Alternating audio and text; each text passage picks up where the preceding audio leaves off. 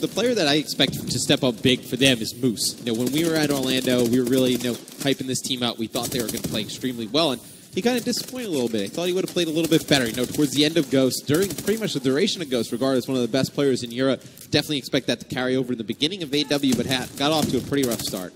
Well, that's it. You speak about Moose. I mean, towards the end of Ghost, you saw him actually pull off a 1v4 and then a 1v3 versus EG on 2 rounds of S&D.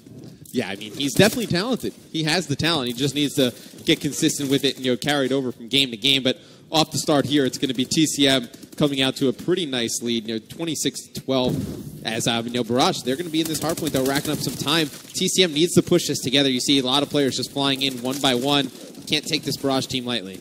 No, they have managed to get in here, and they've kept the spawn all the way through this. They've refused to let it go, and I think that's what's helped them get eventually into this hardpoint. They've just had the better kind of angle to it. Yeah, they've had a pretty nice angle to that hardpoint. Interesting Shane using a Val. Would have fully expected him to be a sub player. Well, when you've got Moose and Jerd running the subs, I think he can safely move off of it. Yeah, I guess so. I mean, he's off to a pretty nice start. Just wouldn't expect him, classically kind of an OBJ player, OBJ-minded player. Wouldn't necessarily say he should be running an AR.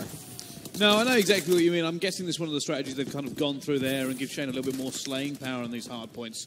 Just to kind of back up his teammates. I say you're going to throw Moose and Jerd into those hard points almost every single time, and they'll be doing the majority of the grunt work on the hill. So I'm guessing Shane's just there to back them up a bit more.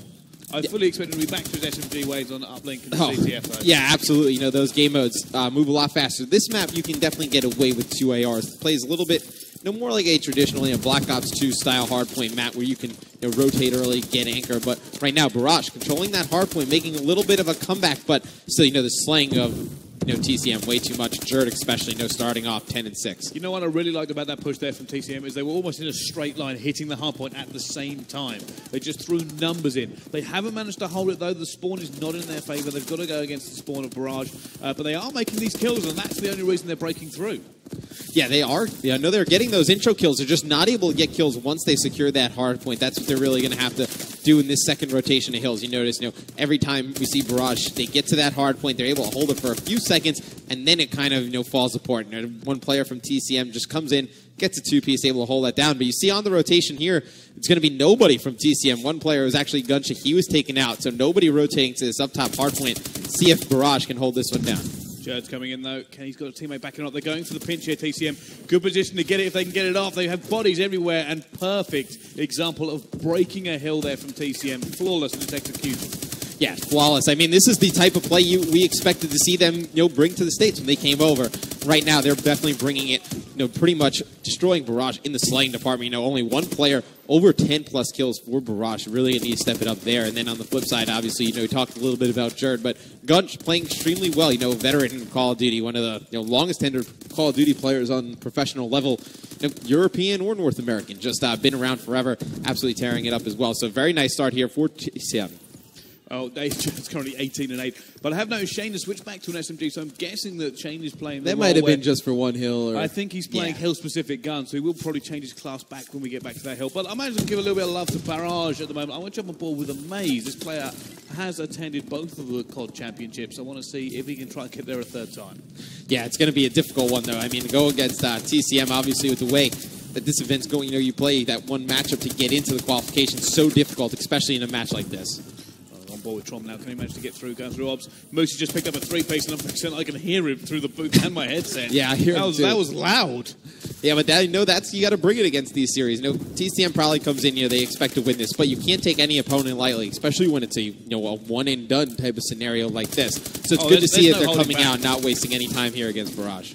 I think that's the case. I think TCM have gone into this and it's just full throttle, full time. They're not going to back off even for a slight bit. If there's any kind of doubt, they don't want it there. They want this game done. They want their qualification to the World Championship done, and they're just going to bring the heat continuously. Yeah, and Moose playing a lot better. 22-16, really, showing that skill that we all said he had, coming out of Ghost, like we talked about before. They're really going to need him to step up and be kind of their secondary slayer. I don't think Gunship can really be that secondary slayer behind Jerd. I think it really needs to be Moose. I've always said Gunship is a rock and he's consistent, and he's the player that is always going to keep his head. He's like I said, for years, he's just been at the top, and that's so difficult to do. But I don't think he's a player that's going to be really that explosive type of player that's going to go off for numbers. You need at least 2 of those in Advanced Warfare. It's really good to have, Jerd, he's going to give you numbers consistently in the slaying department. You're going to need those other numbers to come from somewhere. Gunch, he's going to play consistent, but never going to really explode for those games. Moose is capable of that. They're going to need him to do so. Oh, yeah, Moose occasionally performs these feats of magic that you just don't believe, and it explodes with speed. The funny thing is, he's actually called the grandfather. It's a nickname he's been given more than once. Why? Because occasionally on Search and Destroy, when he clutches, and he is known for his clutches, his team wants him to go fast, and he always goes slow and somehow pulls it off. It takes his time. A little bit of a slower player, but you see, maybe that was a little bit of an adjustment period at the beginning of Advanced Warfare. Slower players had to adjust, mightily in this game with the speed. The Mochilla in the States, he plays a little bit of a slower game, needed to adjust his pacing, but now he's a very good Advanced Warfare player, one of the better ones, kind of underrated. So you're seeing, Moose kind of coming into his own, but up pretty much 100 points right now. Is TCM really just trying to end this one as fast as possible and just really kind of demoralize Barrage going into the next S&D?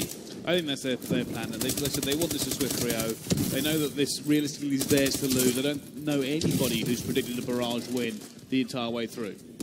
No, I wouldn't really say that's a kind of an underdog story. TCM's kind of expected to make it to the finals of this event. Yes. You can definitely flat out say that. You expect them to play well.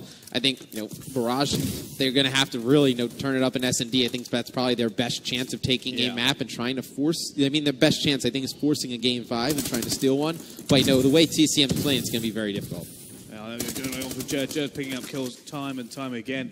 And like I said, he's going to do a lot of the grunt work in the hill. He's going to stay in that hill. He's going to stay alive. TCM have also got the rotation here, and they will have the spawn, and they're going to just try and hold that. I don't think we're even going to get to the last hill if it continues going the way it is. No, and, that's so... What's so important about Jerd and what's so impressive about Jerd is he's able to, go 30 and 20 by pretty much fighting out of the hill. You see, he's got 14 caps, 15 caps to his name.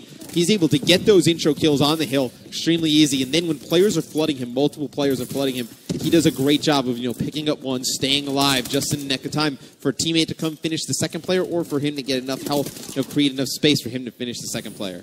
Yeah, I've always kind of marveled at Jerd. He actually played really well when we were speaking at UMG. And I know I was sitting next to a few of the fans in the audience, and they were like, wow, this guy is amazing. We really don't see them coming over to North America often. It'd be great to see them more, but looks like this one not going to go the full extent. If TCM can get the rotation here, they should be able to close this one out. You have Jerd working down that left side of the map. Gunch going to take the rest of that time. One player all the way far down on the right. Would love to know what he is doing over by that bomb site. It looks like he's going to cut towards the middle map, towards that solar area, and they're going to try and push from both angles. This would be a huge kill if Gunch can pick it up, and he does. Very nice plays. They should be able to pinch the hill here shortly. Yeah, they are coming in. And as I said, TCM, they seem to have practiced breaking this hill as it's so effortless for them.